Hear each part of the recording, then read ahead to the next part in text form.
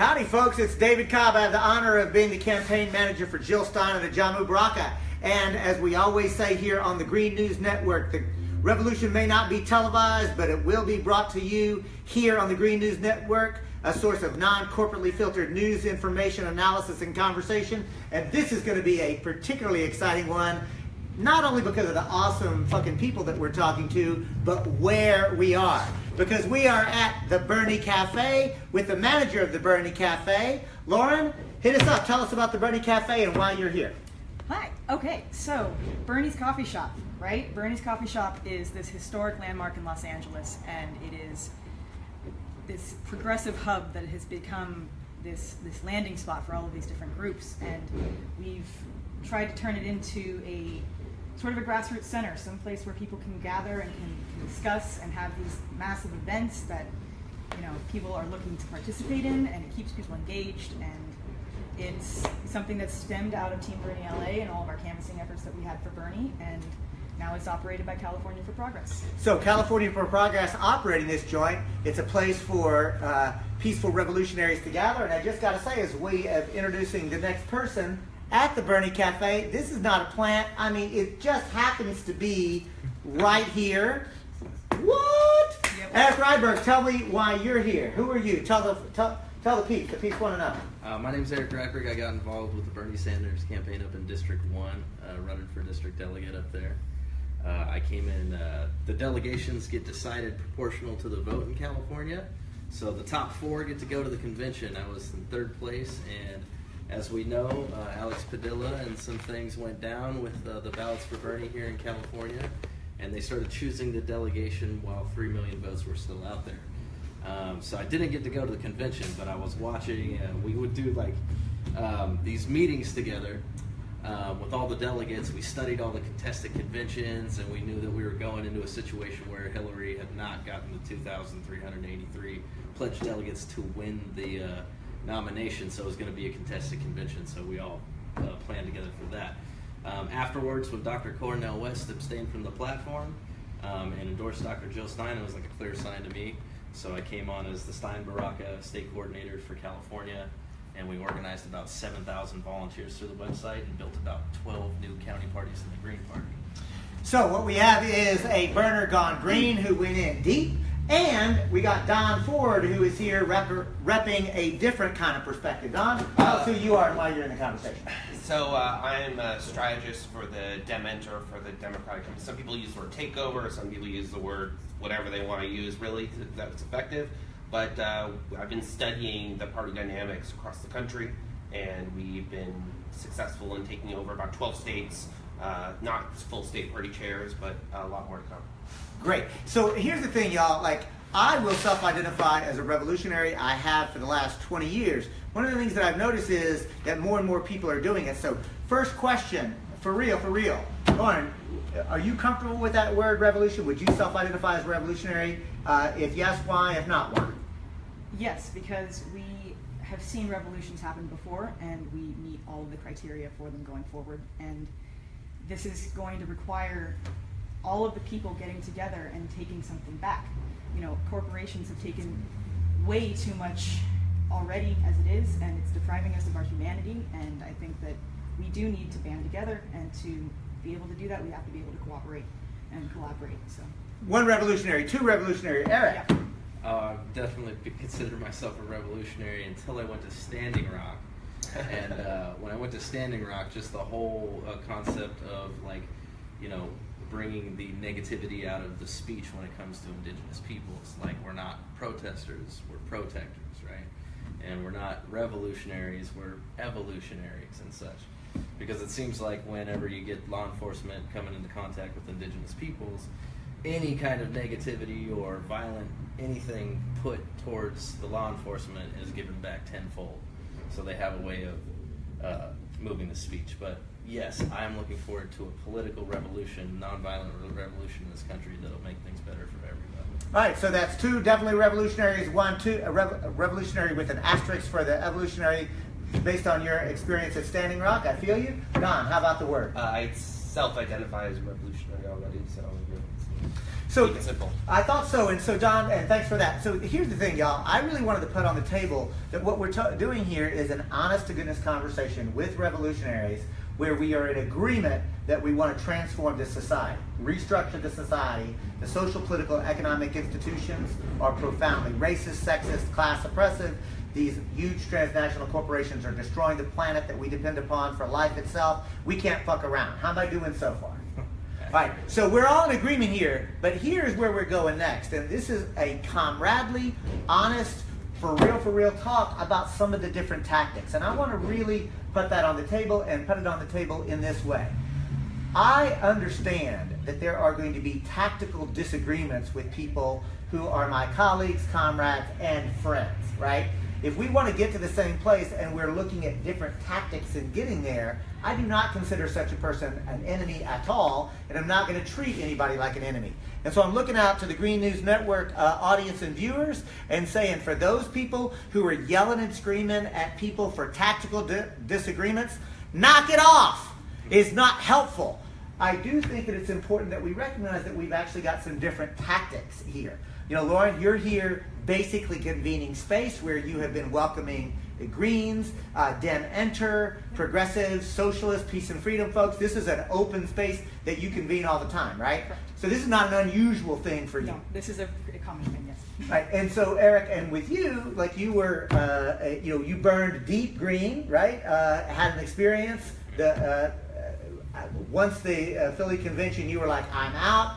Dem exit, Green enter, and have become, a Green Party organizer. Don, you've got another perspective, which is Dem enter, like specifically go in, take over, transform, however you talk about Democratic Party. Well, I want to jump on something you said a second ago. I think there's a real problem, and this happens in every group, where someone gets into something and they start thinking that my way of doing it is the only way to success. And I feel like that's a really flawed theory at its core.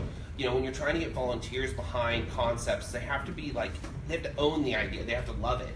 And so you kind of got to embrace wherever people want to put their energy, and that's kind of my perspective moving forward, because the Dementer is an idea of where you can participate regardless of how you're, I'm not an absolutism, so I'm not absolutist. So I see there's a lot of working area for people in different places. So I want to give a big opportunity, because we're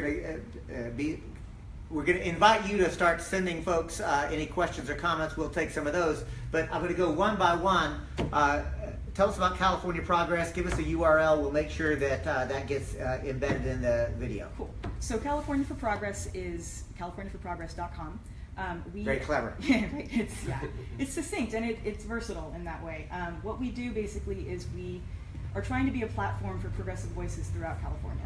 So we put on these massive events, we put on large-scale events, we have these speakers that come through and are members of our own community and are trying to get messages out and trying to elevate, the voices of people and of local groups. And it dovetails well with what the coffee shop is doing.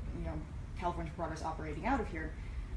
It's the same sort of ethic. It's the same kind of thing behind it, where we're trying to be the megaphone. We're trying to be that megaphone for all of the groups around us. Whenever we've worked with communities, we are guided by them. So we do try to make sure that, people politics is at the core of what we do. We strive for that. And, it comes down to being democratic in everything that we do, down to our internal structuring too. And we're going to keep at it. We're just going to keep going. CaliforniaForProgress.com. Yeah. Eric, hit us up, greenparty.org. It's gp.org. That's for the Green Party. Give us a succinct, the same way that we got from Lauren, give us a succinct on the Green Party. Yeah, there's a cagreens.org. I just came from the Bakersfield State Assembly. Whoa, Bakersfield, California, where the state Green Party is? What? Yeah, so oil fields, it's extremely toxic area with chemical plants and oil fields galore, and it was an interesting place to hold the state convention. The largest attendance of any state party since 2000, and it was like 75% brand new attendees, which were all former Berners, most of which I had the pleasure of working with as a Stuyt Baraka coordinator. Those 7,000 volunteers, those phone calls I sent out, those emails turned into people saying, well, how do we form a county party? And I got wrapped up in the state party. I was actually nominated as a candidate for a spokesperson for the GPCA. It's the Green Party of California. Green Party of California. They'll be voting at the next assembly about that. And so far, basically, we have a situation in the Green Party where we have Kenneth Mejia running for Congress in District 34, a former Berner, once again turned green. And we have a situation where, the platform of the Green Party is word for word Bernie's platform. I mean, even a little bit more progressive in the sense that, like, Bernie wanted to make colleges tuition free. Green Party wants to make colleges tuition free, but also cancel student loan debt. They have a clear set of stances on indigenous rights. It's not just no DAPL, it's the 500 broken treaties, it's reparations for African American brothers and sisters. Many of the things that I looked to when I started to switch over in that platform were everything that we all talk about, but it's like they came up with them decades ago and they clearly pinned out, this is the steps that we need to take. So I'm going to invite folks, if you're interested in learning more about the Green Party, gp.org, or the California Green Party, cagreens.org. Here's the short skinny that I do with folks. It's like this. A international movement based upon the principles of peace, justice, democracy, and ecology. That's the Green Party. So Don, I want to go to you and give us a quick, hit us up quickly on I think we know what the Democratic Party is happening right now, and we don't need to go into that at the moment. But I think that if you want to follow the growth that we're having, it's Facebook group, which is #DemEnter, DEMENTER. And then I have a documentary I've been working on that also fits into this, which is what'snextdocumentary.com.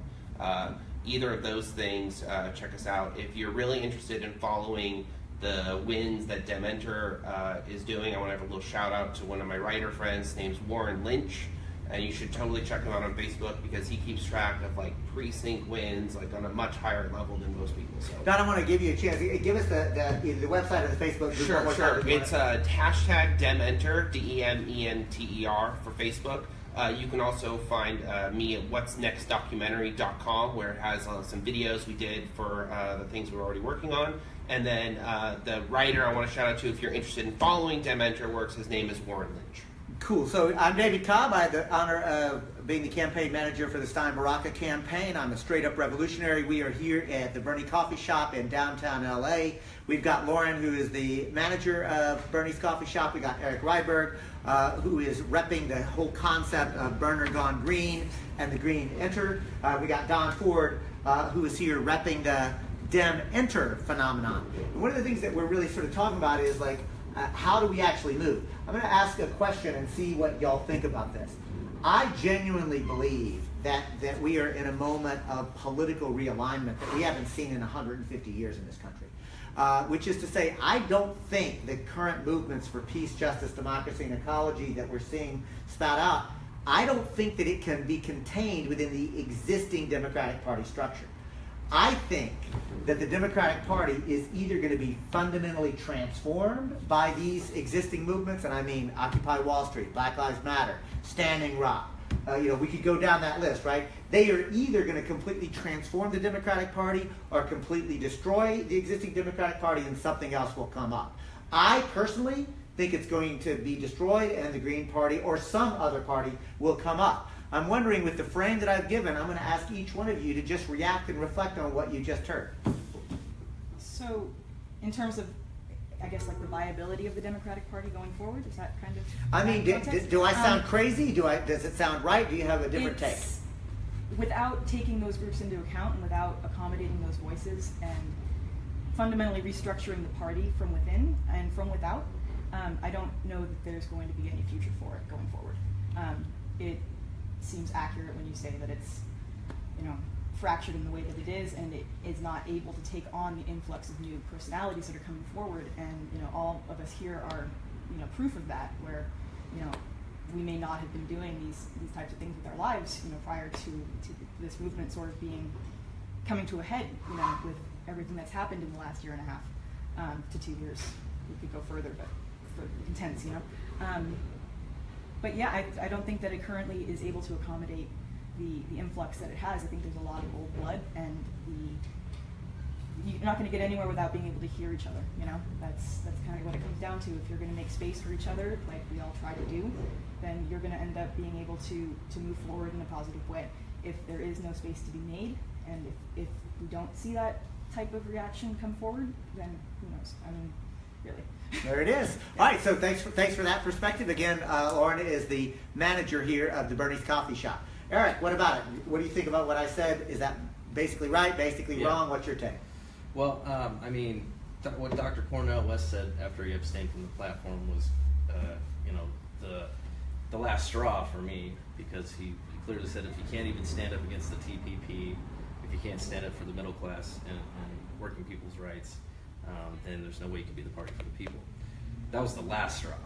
The first straw was in Arizona, where the exit polls were off by 37 points.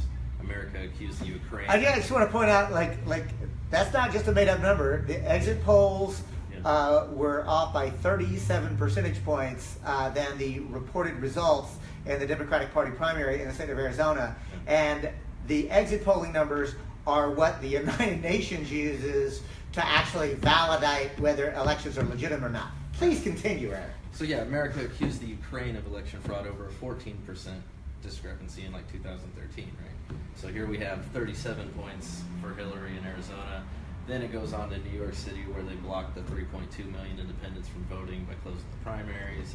They did the 125,000 voter purge from Bernie's hometown of Brooklyn. Then there was the Nevada DNC convention, where Roberta Lang, the GNC chair of the Nevada DNC convention, clearly violated the yay-nay vote by ruling against the yay-nay vote and giving the win to Hillary. Then, by the way, if you haven't seen it, you ought to actually watch it, because it's so obvious, right? Like, literally, she says, the yays have it. It's like, no, they don't. We heard it. Yeah. It's so obvious. Yeah, there's people who even put like volume detectors on the video to make, you know, things like that. But so what about the question? Yeah. For me, I don't believe that the Democratic Party can do it, because I mean, Standing Rock was another. You know, after I'd already gone green, it really solidified it when I went to Standing Rock, because you know, 5 out of Hillary Clinton's top 10 donors are funding the Dakota Access Pipeline. You know, Bank of America, Goldman Sachs, JP Morgan Chase, all the major banks and such. Those are also the top donors of the Democratic Party itself. So, I mean, until you can get money out of politics, there's no way that that party can be the party for the people. So for me, I'm constantly building this third party, which has 48 ballots, which has a national committee, which has the structure. It just needs people to jump in so we can take it farther. Because I don't believe that the Democratic, and I've discussed it with like Bobby Scheer and stuff, and it's like, hey, Dem Inter, we can take it over, and if we do, obviously massive structure. If not, we'll serve to throw sand in the gears against the machine. You know? So Bobby Scheer, shout out to Bobby there in Humboldt County, California, where he and I will be with the North Coast People's Alliance doing a movement school for revolutionaries, who is actually another Dem Inter person who's gone in deep. And in fact, Bobby Scheer was elected as assembly delegate in California. So I'm going to go to you, Don, and ask the question, like, the way I framed out, am I being fair in that it's either this or that, or do you see it differently? Okay, so what we have here is we have a philosophical debate that's actually a structural debate. What we need to have is a real philosophical debate. And a real philosophical debate is, what is the Democratic Party? What is it as a concept? Does the Democratic Party from the primary and election during Hillary represent the Democratic Party that we're experiencing now? And how does one shift that process? At the end of the day, the Democratic Party is its members, but the DNC is these committees that build their way up, that work their way up the system. Now, you can't take that over in one election cycle. It's impossible.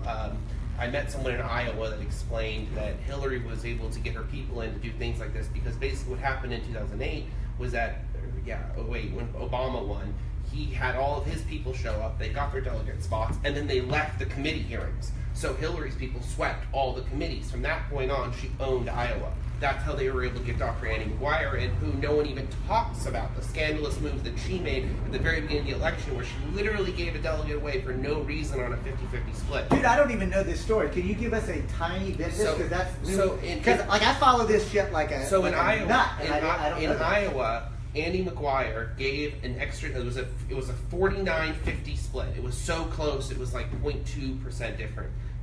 She gave Hillary a delegate for no reason. They tried to use this crazy math, and they tried to do all this stuff, and at the time, no one even knew what a delegate was. So, like, and we're talking about the Facebook people. So it was this huge thing that no one even realized how hard we were getting screwed. Before, the first election wasn't even, we'd only got to the first caucus, and we were already getting, that. So what people got to realize is, when you're dealing with the Democratic Party is, for like 16 years, Hillary Clinton was planning her takeover. And she got people in every committee position to everything. And what they did, and this is the really important part, is they gutted any position that would allow them to not have a majority vote. So they didn't allow precinct captains. They filled their chair people with their chair people.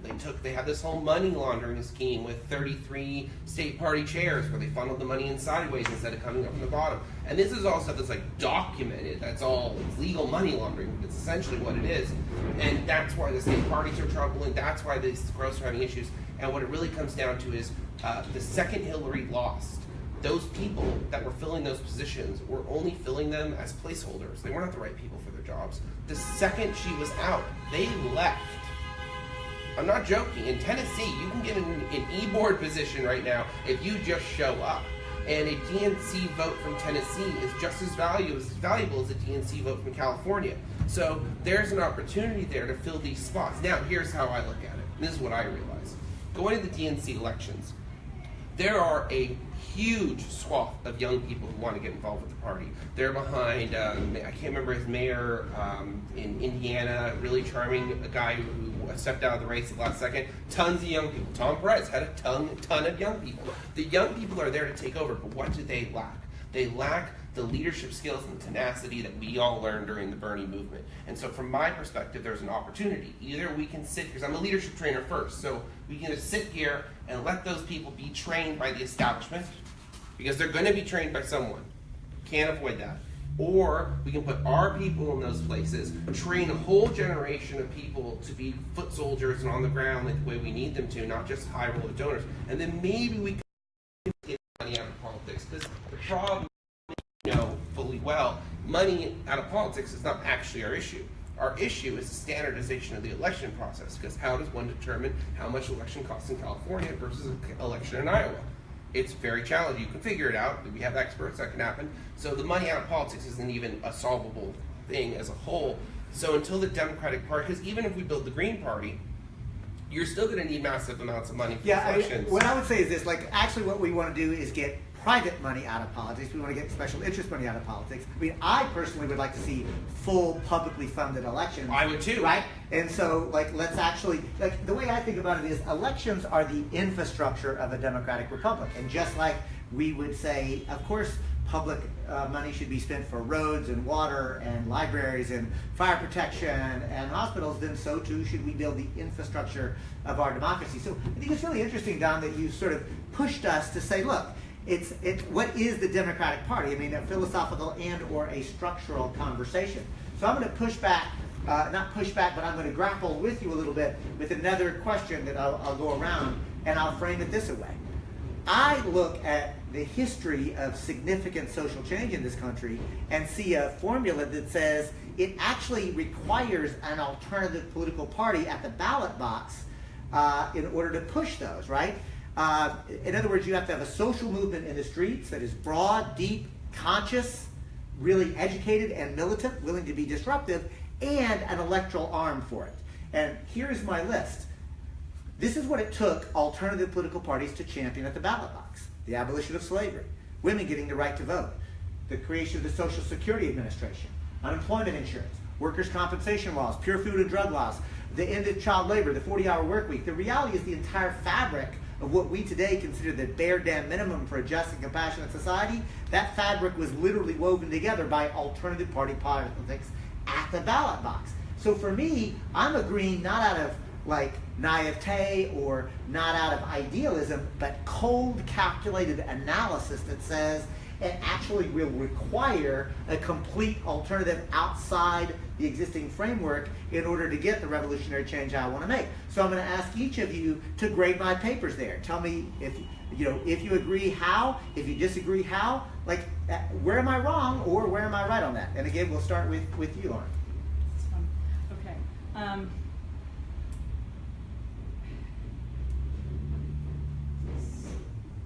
it's such a weird thing when you think about how. So, a little louder. Yeah, I'm. So you know what we can do? Why don't we do this? I'm going to go to Eric. Yeah, come back to me, please. Yeah. It's just Because it's a conversation here at Bernie's Coffee Shop. Just to know, like, throw that question. It's a big question. Yeah, it's a big question. It's too many points. It's so yeah. I mean, Abraham Lincoln, third party, right? So I mean, it's not like it hasn't happened before, right? Well, I mean, it I don't want to argue. It's your turn to talk. Yeah. The Republican Party was around for what, eight years? Oh my God, people disagreeing in an agreeable fashion. Yeah. What's wrong with you people? Don't you know you're supposed to be yelling at each other? I'm a professional disagreeer. So, we got paid for it. yeah, so for me, I think that, you got to have a party with a legacy and a platform that stands for what you're looking at. If you're constantly fighting against your own system to get what you want, I mean, it's just going to take a long time to completely, because when you look at the Democratic Party, right, it was founded by Andrew Jackson.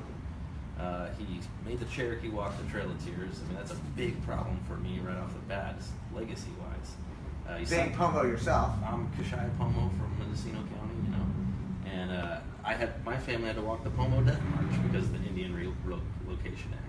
And all the people that made my family walk the Pomo March were Democratic Party people that formed all the Indian, before it was the Bureau of Indian Affairs. It went by another name, and it was founded by Democrats. And it was slavery to the Democrats. And it wasn't until the Civil Rights Act that the Democrats finally came around and started to stand up for, minority people. So they have, almost going on 100 years of having changed that platform, and they've accomplished a lot in that time.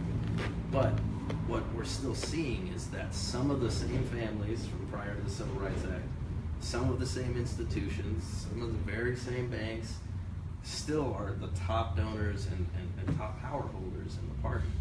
And like you said, you got to get that old blood out of there if you're ever going to have a chance to do it. And then, there's just not a clear and precise platform to show exactly what they stand for. And that's why I was so attracted to the Green Party, is that when I looked at that platform, it's ecology, it's social justice, it's grassroots democracy. I mean, they use consensus as a decision-making process, and that was founded by the Iroquois, right, and the Cherokee. So I mean, there's ecology, consensus. There's things in there that mirror my indigenous ancestors' religion and stuff. So it's extremely attractive to me. So. Thanks, Eric. So let's go, Don. I mean, again, it's a conversation, right? Well, here's the thing. So I'm going to flip it around on you again, because now we're having a philosophical discussion, but about a concept that has to be approached structurally. Because when you look at it from the party process, we're talking about how to move this very complex progressive agenda. And there is a progressive agenda. There may not be a platform, but there is an agenda. There is things we're trying to accomplish, whether it be fair voting, healthcare, college, wiping some debt would be great because it's a little crazy. There's definitely a progressive agenda.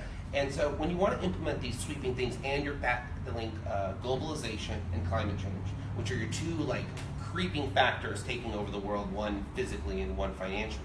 And so when you're looking at this, from my perspective, you're also faced with one other major issue, and that's that Republicans are currently 2 state houses away from being able to call, constitutional convention, and they can amend our Constitution. So that's a major issue that when we talk about, structurally, what do we have to do to implement the agenda? So I try not to think about what everyone did before me, but work with the tools that I have available to me until I can transform them into what I need in the future. And so I see it as a thing where wherever people are going to organize, right? If the Green Party is going to organize and turn into the next major party, then that's fantastic. I think that's a great thing because that's the people, we have tiny voter turnout. So there's enough people for everyone to vote at the end. That's what I always say. We all fight over recruitment. There's plenty of people. Turnout's 11%. We can do it. So I want people to organize wherever they are invested to organize. Now, when you have a progressive agenda, the hope is that they're all like planets orbiting each other, and they're without a centrifugal sun sort of idea. And you're trying to pull it all together so you can line things up when you need to implement the agenda. So all that I can, from my perspective, the quickest way to do that is by pushing out the corporate Democrats, not the establishment. He uses the word establishment, that doesn't work. You have to push out the corporate Dems, Now, we're not talking about elected officials. We're talking about state party chairs. That's how you transform the party. So we push them out, which is already happening. Then you can change the platform in each state and hold the candidates accountable to the platform, and then you can then have a party that will support a progressive candidate over a corporate candidate because they are truer to the platform. Now, that corporate money, what are they going to give it to the Republicans? No, they're still going to give it to the Democrats. The Democrat goes through the party, not the candidate. They're still going to have the money then to win the elections, and we have the potential to move forward. Now, at the same time, every single counter-argument or counter-organization in the past, I would be like, no, you have to do this, we need your help. No. The thing is that when you go back to the agenda, you go back to the issues. So when it's time and you feel like you can have traction, the most important thing you can do is be able to work together and unify when it counts. All right, so thanks so much. So we're going to come back to you. You had a chance to both think about it and be informed by some of the other conversations. What do you think? Okay, so I think that when you're talking about all of these things, you're talking about the issues, right? These things transcend any type of political party. When we're talking about grassroots organizing, we're talking about being able to reach everybody and making sure that everybody has a voice and everybody is being represented and has some kind of an inherently fair sort of system behind it. That is not what we have currently, right? So I think we're all in agreement on that. So, once again, fierce agreement there. Yeah, so it's like we're striving for some kind of fairness, I think. In the ideal world, everybody deserves to have a voice and a vote, and that is something that we should be striving for. What I think is interesting is that with all of these issues that you're looking at, they do transcend political party. It comes down to, a lot of the time, it comes down to morality and ethics. You know, it comes down to who you are as people and what guides your focus. And you know, I like to think that we're on the side of right, but that's of course my opinion. You know, in terms of morality in that way. Bunch of sinners. Yeah, well, morality is not even a religious thing. It's like it's a. No, there is such a thing as ethics. Like like, you give me a kindergarten. It comes down to ethos, right? Like right. Like I could break it down into ancient Greek if you want, but let's not. Like but I mean. I can have that conversation. Let's talk about democracy too. At that rate, I mean, I think everybody has to have their perspective be able to be voiced, to be able to be heard, and in terms of the organization that goes behind that, you do sort of have to champion reforms or complete restructuring that allows that to even happen. Because we aren't at that point. I mean, with Team Bernie LA, which is the organization that I started with Bernie, which was our grassroots arm, we went out and we did voter registration and we checked people's voter registration, and we were looking at all of these different things that were occurring in California and other states as well, but specifically in California, that linked up with election issues. And I mean, 40-year Republicans were now no longer registered to vote, active voters who just suddenly were purged from the rolls. People deserve an inherent right to be able to cast a vote, and not a provisional ballot, but an actual ballot. That will be counted. That will be counted, and that is not where we are. Right. And you know, with issues of turnout and everything else, I mean, that's not, you know, we see these disappointing results in like city council elections. We see it with the mayor's office. We saw it through all of the local elections that just recently occurred. And with a lot of our candidates, they got, you know, they ran really, really awesome grassroots campaigns, I gotta say. Like Jessica Salons, you know, she hauled ass. Like, you know, she ran out of campaign mailers. So, you know, that's pretty good. I mean, that takes guts. And Kenneth, you know, with his campaign and his grassroots organizing. That's a shout out to Kenneth Mejia here in Los Angeles, 34th district, in a special election coming up in 21 days, I believe. It's gonna. I mean, I think that's one of those races that, like, again, regardless of who ultimately wins, there are lessons to be learned from all of these, right? There are lessons that we can learn. One of the things that I think that I want to see if I basically got right, and Alicia, who is our executive producer of the Green News Network, I'm going to bring her into the conversation, so I'm giving you a heads up now. But what I actually think that I heard was a basic agreement on the idea that at the end of the day, as revolutionaries, we have to engage electoral politics in a way where we're going to collaborate where it makes sense. That we don't have to be in lockstep. Are we, all four of us, in agreement there? So I think this is really, I'm going to kick it back to the viewers and ask if there are any questions that are coming in. I'd love to get your input here, Mel. But I think it's important, number one, for those of you who are enjoying this conversation, make sure you share this. Make sure you not only like the page itself, but share this. So let's get this conversation sort of going on around there. And I think it's really important. One of the things that you're experiencing here, I hope, is a genuine debate / discussion that is actually friendly, comradely, and an agreement that, like, I'm gonna own it straight up. Yeah, I'm a green, but I'm not a partisan green. In other words, I don't care when I say that we need a mass movement and an electoral arm to win. I'll be honest. I don't care whether that electoral arm is named the Green Party, the Labor Party, the New Party, the Democratic Party, or some other party. And the reason I use those specifically, I've personally been a member of every one of those, right?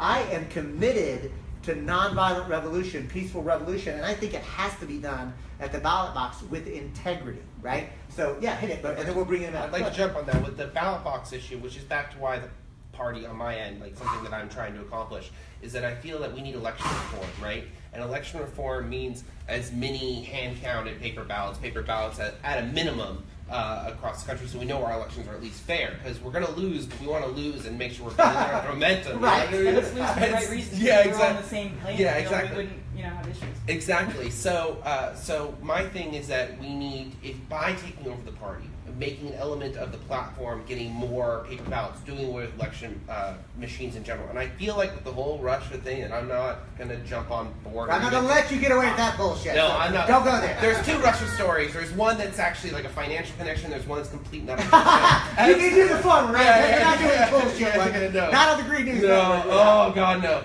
I'm so sorry. We'll leave that for So we're not, it doesn't matter. So the point is that when you're dealing with, what the hell was my point? So the, yeah, it is contagious. This is her fault. Election reform, if the party becomes the platform of the party becomes getting election reform and having fairer elections, I feel like that's the best way to getting it done in a steady amount of time. So if a third party really wants to have, because, okay, quickly. Hit it. I went to New York, Virginia County, it's in New York, a woman named Virginia Martin. She is an election official at a county that does hand-counted paper ballots, 100%. So they check everything. She's the most honest person I could find.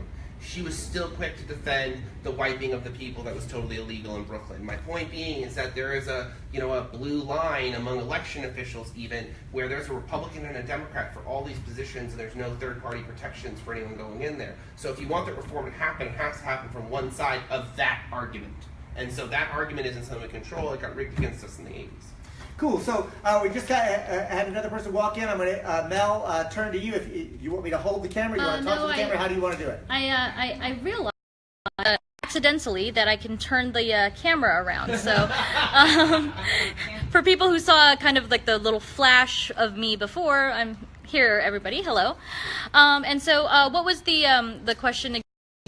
Was this idea about whether or not it was possible for the to make a change? Is the Democratic Party either going to be transformed or destroyed? Was the sort of the big picture one. Mm-hmm. But I wanted you actually to weigh in on anything that you've been hearing from this conversation, either you as a social change agent yourself or any of the comments that you've been watching. So to bring the conversation. Great. So I have to say I've never really been a Democrat.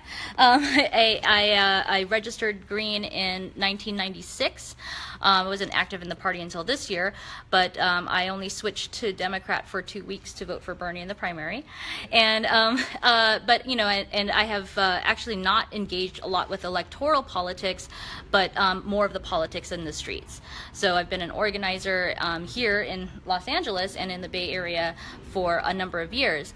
In terms of, I really like what's being, what's being talked about here in terms of, when it comes down on the ground level, the level of experience, the level, maybe the local level as well, we're all fighting on the ground for the same stuff. Right?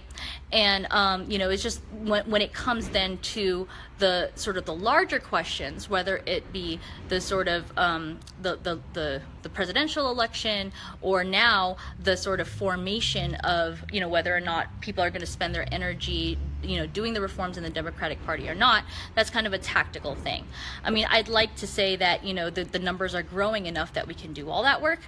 But I threw my chips in with the Green Party because once I realized the importance of electoral politics, not just to, actually take offices and stuff, but actually to like represent positions, when I realized that there was a third force rising on the national stage, when there really was this realignment taking place, somebody had to carry on the narrative, right? Somebody had to represent and even radicalize, and it's really important to know that, a lot of the people who are getting woke right now, are getting woke and getting radicalized the more that there are issues that kind of push the point, Standing Rock being one of them, Black Lives Matter, etc.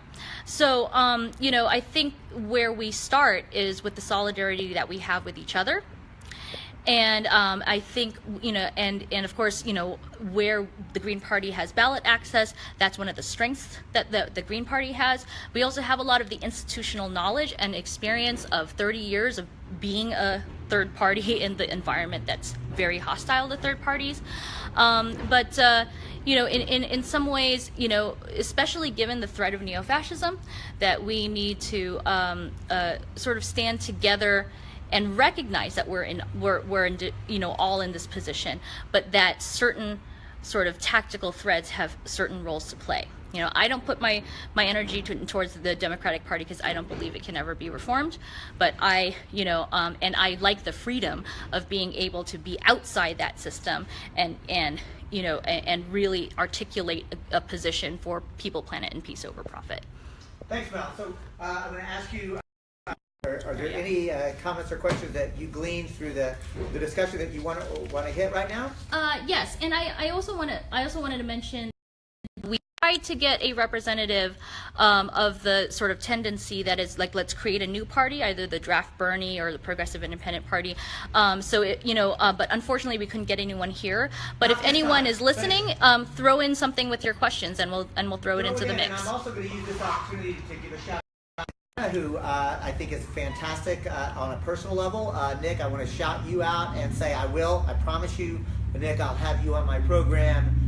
We'll do a Skype and I'll give you a full 30-minute conversation, because I do think that is a phenomenon that needs to actually be part of the conversation. So you got the Progressive Independent Party that just got a shout out. That's Erik Rydberg over there, and absolutely. I want to say a thing to them. Yeah, they're out of Michigan. They're really great. I generally have taken, and I know they're kind of like two parts of the same arm, sort of. Not it's complicated. Leadership's the same, but different organizations on the surface, at least. So. Whenever I meet someone that doesn't... So before you go on, since you... Shout out to them. They're good. They're good. Hey, Erica. I like Erica. She's been on my program, and I just literally had a text message with her. Looks like the Progressive Independent Party is going to be doing another Progressive Summit. This one in Seattle last weekend in May. So since you shouted her out, I wanted to give the full shout out. No, I think that's pretty much where I was going with it. They're doing another in Seattle. I am a big fan of wherever people are going to organize, they should organize, because 11% turnout, that's 89% of the population that's not doing jack. So I got to tell you, I'm going to say it again, y'all. Like this whole deal where progressives get together and then begin to fight with one another on a tactical disagreement is such a waste of time. Like, you are clearly inspired by the strategy or the theoretic or just the experiment, let's call it, of Dem-Enter. Take over the Democratic Party structure. You can use the word challenge. Right? And so I say, then go. You are clearly in the green enter category. Like, let's go. So that's what I'm doing. So you and I find ourselves doing much more things together, even as I have absolute respect for you as a progressive saying that. You are convening something completely different. Say, let's just come together and have these kinds of conversations. But here's the point.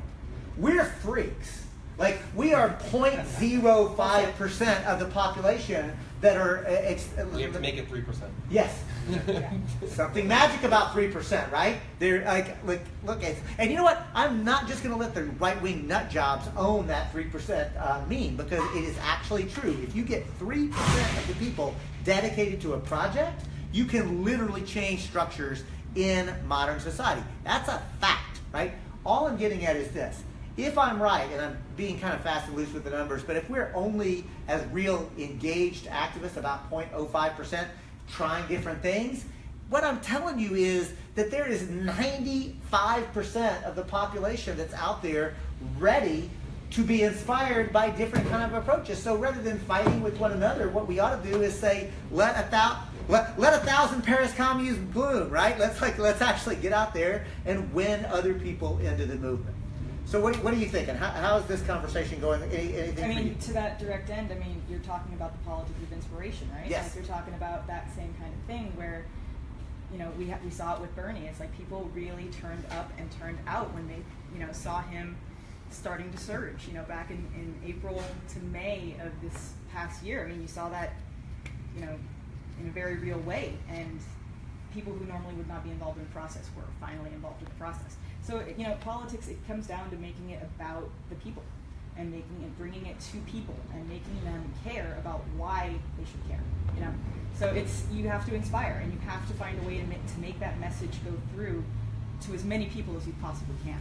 And that includes finding bipartisan rhetoric. That includes, you know, breaking down bipartisan rhetoric and going into multi-partisan rhetoric and trying to find these common grounds, because at the end of the day, you know, we have political influences, but we do also just have our own, you know, base beliefs on politics and on the world and what's happening around us. So, you know, we have to find a way to start activating people. You got to win people over. And one of the things that I've learned is you can't win a debate if you're not willing to have it. Right. You can't engage somebody in political discourse if you're not willing to have a conversation. So I just saw Kenneth Mejia's campaign manager. Do I have it right? Volunteer. Key volunteer. Come on in and enjoy this conversation. Look at the camera. You're looking at the Green News Network. Tell us who you are. Hi, my name is Faramars, and I'm a volunteer for Kenneth Mejia for Congress in the special election for Tuesday, April 4th here in Los Angeles. So Faramars, because the Bernie coffee shop is just so awesome that people like Faramars just sort of stop by in the conversation. So you didn't. I saw you come in about 15, 20 minutes ago. Is there anything that you wanted to share your thoughts about that either Don or Eric or Lauren have said that you wanted to reflect or react? Sure. So I certainly agree that unity is important, and we need to understand what are the aspects of unity that we seek. So it's one thing if we say, well, we're stronger together, and you know that sounds like a good theme, but what will lead to that strength? Right? No, I mean, you know, we Just saying. Right. Somebody get that on a T-shirt.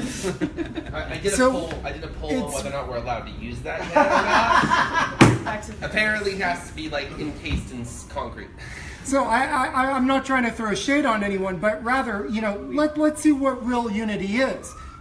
Is it unity with the working class? Is it unity with the 99%? Is it unity with oppressed peoples, whether they're women or people of color, LGBT or immigrants or the disabled? So we need to understand what we mean by unity, because simply saying be united, does that mean Democrats and Republicans? Does it mean united against Trump? Is Trump really the only thing that we're concerned about? So I think that's part of the discussion that we need to have. For me personally, I'm opposed to Trump's policies generally, but I also recognize that Trump is not the be-all, end-all of all the problems that we have, that there's a whole system that's led to Trump that's enabled him to be here. And so rather than just saying, I'm united with anyone who's opposed to Trump, I would say that I'm united with people who are for advancing the interests of the working class, who are for advancing the interests of women, who are for peace and stopping wars overseas, who are for the decriminalization of drugs and ending the drug war. So those are sorts of questions I ask.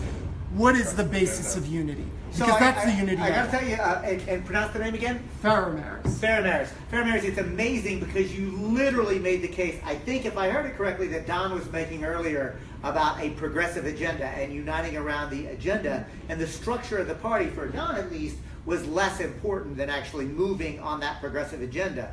And I think that there's something magical about being able to articulate a core set of principles and values and saying the structure of how it is moving forward is less important than what's actually moving it, because we clearly have some differences of opinion about like what the structure would be. But I really, because we're going to have to be wrapping up soon, so again, if you've been liking this conversation, like it, share it, Green News Network it, right?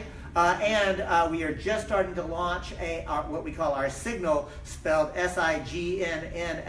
See how clever we are, right? And this is where you, the viewers, if you really like this, actually literally sign up to say, I pledge to share this in different places. I pledge to post it in different places. So put it in the comment section. We're going to harvest through that. Because here's the thing. We don't just hate the corporate media, we are becoming the media. We are learning how to actually do this shit ourselves, and because we are revolutionaries who are going to literally transform this society. At the end of the day, I really don't care what the political party is. I am committed to the principles and values, and I am going to be part of that manifestation. We're going to give everybody a chance to go down the list, and we're going to get you into it now. I'm going to start with you. Give us some closing thoughts. Don Ford of Dem Enter.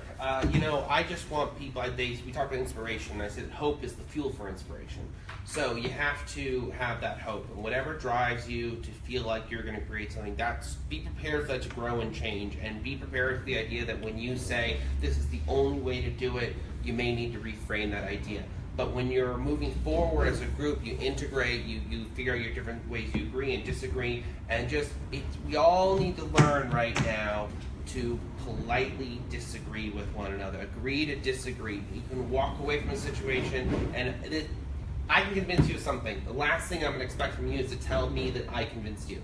Do you know what I'm saying? You have to walk away from that conversation and then give the person the opportunity to have that opinion form on their own. Thanks. So now we're going to go to Erik Rydberg. Your closing thoughts. Again, remember, representing the Dem Exit Green Enter perspective. Yeah, I mean, the irony is that we don't disagree on very much. Maybe the structure or how we move forward. I mean, for me, it's the Green Party because, you know, I'm indigenous and I'm really tired of watching society destroy all my rivers and streams and sacred lands, and it's really painful to watch, you know what I mean? So for me, it's the Green Party because there's that emphasis there. But I think there's some things that, you know, will solve all of our issues, which is like getting money out of politics in the sense that getting rid of corporate personhood and getting rid of Citizens United, dark money, public funding of elections. Definitely dark money gotta go. All the best countries that like have the highest quality of life, standard of life, have multi-party systems, right? So for me, you know, right now that's going to be the Green Party, and I'm sticking with the Green Party because right now they have, just like Bernie did the $27 no corporate money.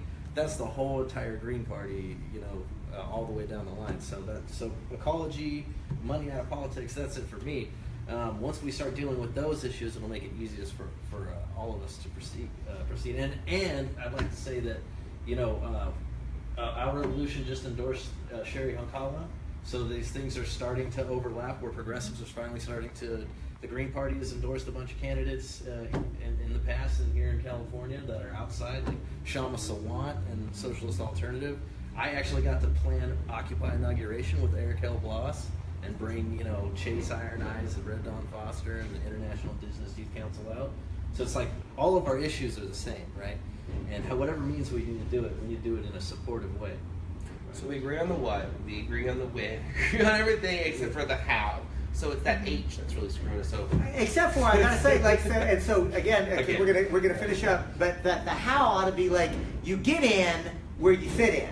And like, if Don has inspired you, then, you know, Dem Enter, he's given you some Facebook and some websites. If that how makes sense to you, do that. If Erik and the Green Party, Green Enter, has made sense to you, gp.org or cagreens.org here in California, do that. So we're going to come to you, Lauren. Last thoughts?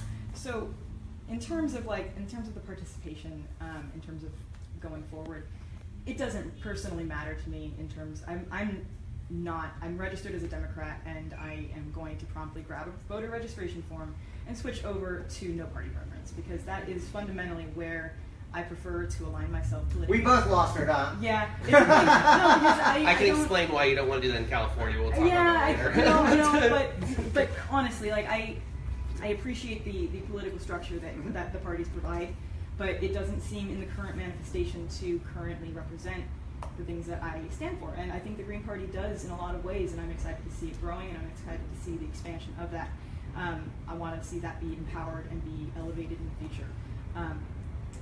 Going forward, though, like, again, it comes down to those issues, and I will throw my weight and our collective weight behind in whatever form that's going to end up taking. And, you know, I think it is important to do that with the people behind you, and to find a way to make this movement a movement of people, and not just a movement of contributions or of money or of the other inhumane things that come up, but really of the needs of the communities that we are representing.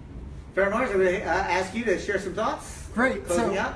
I share some of the same ideas as David Cobb in terms of the value of building alternative institutions, not depending on the media, being the media, developing other types of institutions like food cooperatives, housing cooperatives, credit unions, whatnot. Also agree with Don Ford that respect is important in the political process, that we should practice our principles in our politics. I might disagree, though, in saying that it's just disagreement on the how. There might also be disagreement on the what. Like Erik, I would say that I embrace socialist principles like those that Bernie Sanders advocated, and even more.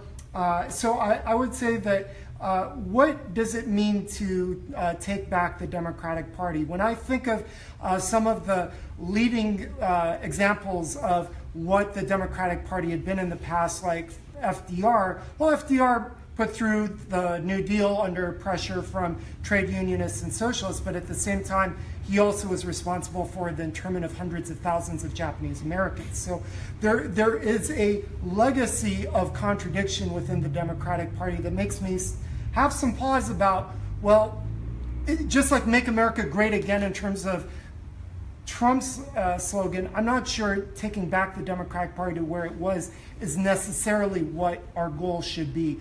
I would rather invest my time and energy in building alternative institutions.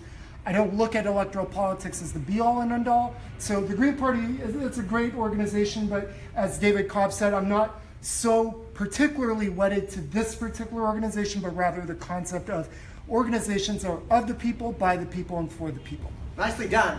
Mel, I would is the executive producer of the Green News Network, and Sure. as a matter of full disclosure, press director for the Stein-Baraka campaign, and both a mentor and student of mine in the best of comradeship. What about it, Mel? So this is what I think. So basically, number one, we need Did you to. push the button back again? 'Cause No, you I went did. back to I us. did. Yep, I got it. Okay. Number one, we've been used to two-party politics for so long that, it's sometimes even hard to conceive that there can be a third pole on the political stage. Well, my opinion is that this third pole has actually arrived. It's organically developed. We're strong, and we have forming our solidarities with each other and struggle. So I think it's important first to name that there is something else. There's the Democrats, there's the Republicans who have just fallen off into the deep end. There's now the Demo-Publican, whatever that is, the party of neoliberalism. Okay, actually, so if the Republicans are the party of neo-fascism, the Demo-Publican, wherever that is, Ellen and George Bush hugging each other, is like the party of neoliberalism. Okay, it's really important to again define what these powers stand for, and there's us. Okay, and it's whatever it is, progressives, radicals, the revolution, whatever, there is a third force, and we need to name it and become self-aware of our own power. Number two, I think wherever we are at and wherever we're putting our work in, we all need to recognize that, instead of saying we are the truth or whatever, recognize what role we have to play in building this third force, right? Whether, even people who want to reform the Democratic Party, I think the recent attempts have shown that it's really hard to do that without leverage, right? And I think where building the Green Party and building independent politics actually gives us some leverage to say, you make the threat of Demexit real, you existentially threaten the Democratic Party, maybe you'll get something. I don't believe that. I think the DNC is more of a machine now than a party, but it's worth taking a shot. At least we can work together towards the same goals. And then on the local level, there's the national and the local.